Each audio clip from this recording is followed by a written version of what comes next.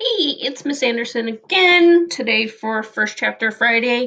Today we're going to read from a book called All the Wrong Questions. Who could it be at this hour? This is a series of books by Lemony Snicket, who is the writer of the Unfortunate Events series, which has an amazing adaptation on Netflix if you haven't seen it or read the books. I suggest them. They're a lot of fun. Dark sense of humor, but fun. So this is a series called All the Wrong Questions by Lemony Snicket. This is available on the NOLA and the JP Library app or for ebooks. Okay, so first chapter Friday. This is chapter one. So all the wrong questions. Who could that be at this hour? It's really pretty artwork. Okay, chapter one. There was a town, and there was a girl, and there was a theft. I was living in the town and I was hired to investigate the theft. And I thought the girl had nothing to do with it. I was almost 13 and I was wrong. I was wrong about all of it. I should have asked the question, why would someone say something was stolen when it was never theirs to begin with? Instead, I asked the wrong question. Four wrong questions, more or less. This is the account of the first. The Hemlock Tea Room and Stationery Shop is the sort of place where the floors always feel dirty, even when they are clean. They were not clean on the day in question. The food at Hemlock was too awful to eat, particularly the eggs, which are probably the worst eggs in the entire city, including those on exhibit at the Museum of Bad Breakfasts, where visitors can learn just how badly eggs can be prepared. The Hemlock sells paper and pens that are damaged and useless, but the tea is drinkable. And the place is located across the street from the train station, so it is an acceptable place to sit with one's parents before boarding a train for a new life. I was wearing the suit I'd been given as a graduation present. It had hung in my closet for weeks, like an empty person. I felt glum and thirsty. When the tea arrived, for a moment the steam was all I could see. I'd said goodbye to someone very quickly and was wishing I'd taken longer. I told myself that it didn't matter and that it certainly was no time to frown around town. You have to work. You have work to do, Snicket, I told myself. There's no time for moping. You'll see her soon enough in any case, I thought incorrectly. Then the steam cleared, and I looked at the people who were with me. It's curious to look at one's family and try to imagine how they look to strangers. I saw a large shouldered man in a brown linty suit that looked like it made him uncomfortable, and a woman drumming her fingernails on the table over and over, the sound like tiny horses galloping. She happened to have a flower in her hair. They were both smiling, particularly the man. You have plenty of time before your train, son, he said. Would you like to order something to eat? Eggs? No, thank you, I said. We're both so proud of our little boy, said the woman, who perhaps could have looked nervous to someone who was looking closely at her. Or perhaps not. She stopped drumming her fingers on the table and ran them through my hair. Soon I would need a haircut. You must be all a tingle with excitement. I guess so, I said, but I did not feel a tingle. I did not feel anything. Put your napkin in your lap, she told me. I did. Well, then, drink your tea, she said. And another woman came into the hemlock. She did not look at me or my family or anywhere at all. She brushed by my table, very tall with a great deal of very wild hair. Her shoes made noise on the floor. She stopped at the rack of envelopes and grabbed the first one she saw, tossing a coin to the woman behind the counter, who caught it almost without looking. and then she was back out the door. With all the tea with all the tea on all the tables, it looked like one of her pockets was steaming. It was only I was the only one who had noticed her. She did not look back. There were two good reasons to put your napkin in your lap. One is that food might spill in your lap, and it is better to stain the napkin than your clothing. The other is that they can serve as a perfect hiding place. Practically nobody is nosy enough to take the napkin off a lap to see what is hidden there. I sighed deeply and stared down at my lap, as if I were lost in thought, and then quickly and quietly I unfolded and read the note the woman had dropped there. Climb out the window in the bathroom and meet me in the alley behind this shop. I will be waiting in the green roadster. You have 5 minutes. Signed, S. That's the note that was left. Roadster, I knew was a fancy word for car, and I couldn't help but wonder what kind of person would take the time to write roadster when the word car would do. I also couldn't help but wonder what sort of person would sign a secret note, even if they only signed the letter S. A secret note is secret. There's no reason to sign it. You okay, son? I need to excuse myself, I said, and I stood up. I put the napkin down on the table, but kept the note crumbled up in my hand. Drink your tea. Mother, I said. Let him go, dear, said the man in the brown suit. He's almost 13. It's a difficult age. I stood up and walked to the back of the hemlock. Probably 1 minute had passed already.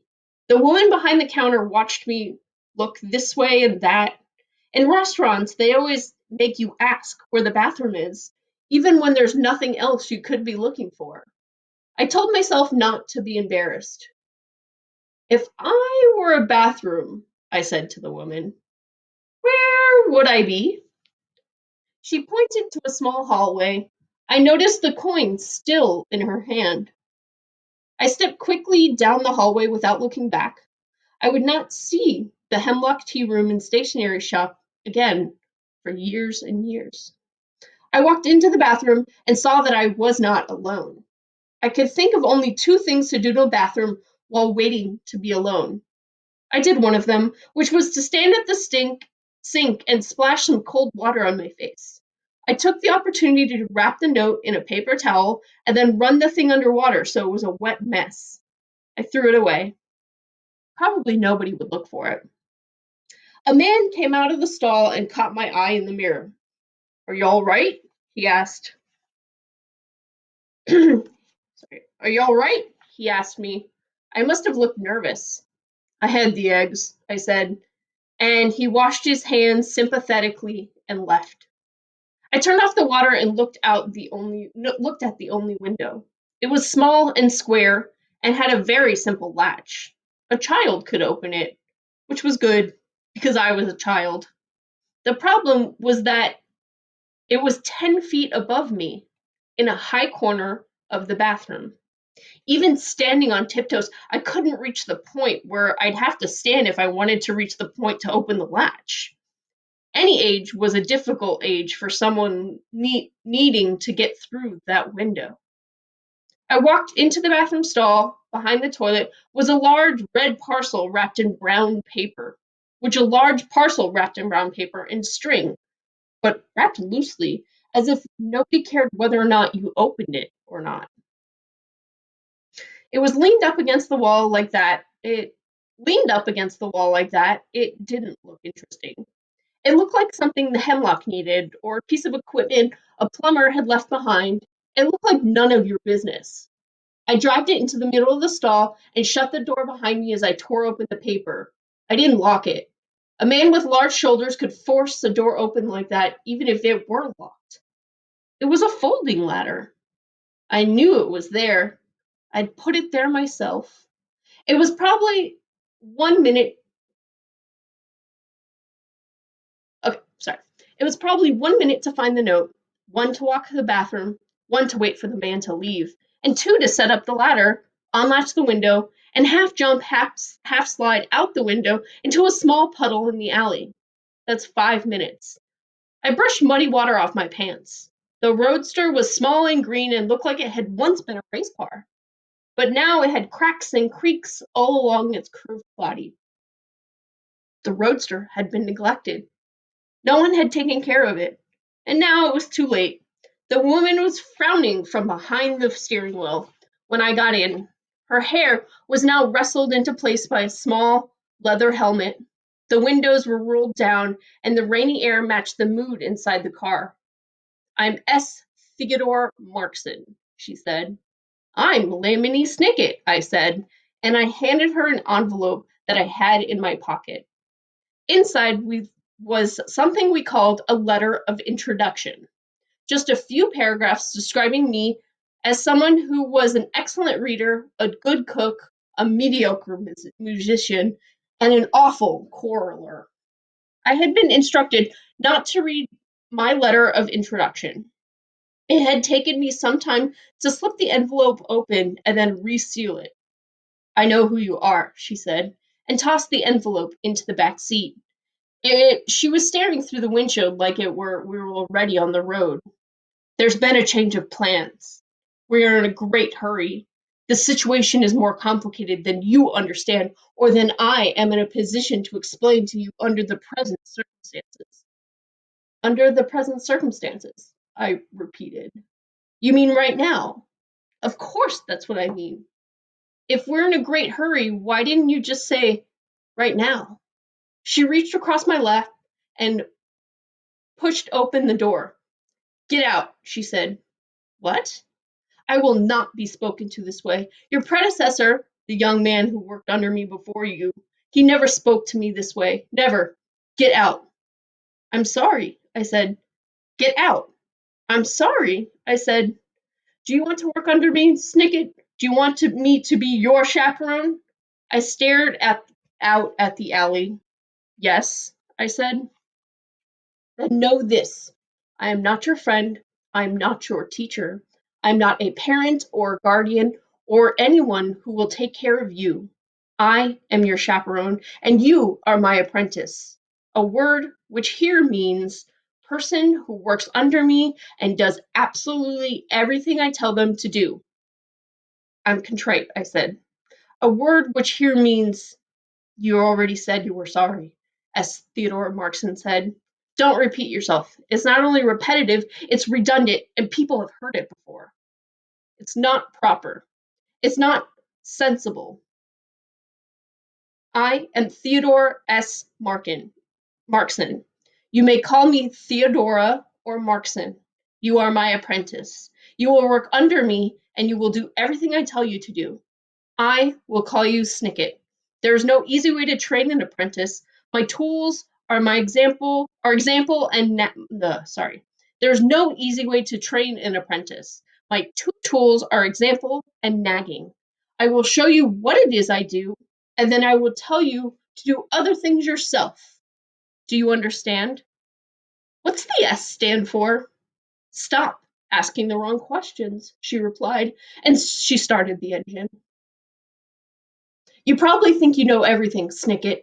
You are probably very proud of yourself for graduating and for managing to sneak out of a bathroom window in 5.5 minutes, but you know nothing. S. Theodore Markson took one of her gloved hands off the steering wheel and reached up to the dashboard of the roadster. I noticed for the first time a teacup, still steaming, and the side of the cup read Hemlock. You probably didn't even notice I took your tea, Snicket, she said, and then she reached across me and dumped the tea out the window. It steamed on the ground, and for a few seconds we watched an eerie cloud rise into the air of the alley. The smell was sweet and wrong, like a dangerous flower. Laudanum, she said. It's an opiate. It's a medicament? That's a weird word. It's a sleeping draught. She turned and looked at me for the first time. She looked pleasant enough, I would say, though I wouldn't say it to her. She looked like a woman with a great deal to do, which is what I was counting on. 3 sips of that, and you would have been incoherent, a word which here means mumbling, crazy talk, or nearly unconscious. You never would have caught that train, Snicket. Your parents would have hurried you out of that place and taken you someplace else, someplace, I assure you, that you do not want to be. The cloud disappeared, but I kept staring at it. I felt all alone in the alley. If I had drunk my tea, I never would have been in that roadster, and if I had not been in that roadster, I never would have ended up falling into the wrong tree, or walking into the wrong basement, or destroying the wrong library, or finding all the other wrong answers to the wrong questions I was asking. She was right, S. Theodore Martin. There was no one to take care of me. I was hungry. I shut the door of the car and looked her in the eye. Those weren't my parents, I said, and off we went. So that's the end of that first chapter. Chapter 2 goes from there. It mentions the librarian. So if you're interested in that, you can check that book out. All the Wrong Questions by Lemony Snicket. It's a series of 4 books by the author of the series of Unfortunate Events. So that is first chapter Friday. Wash your hands. Be well. Bye.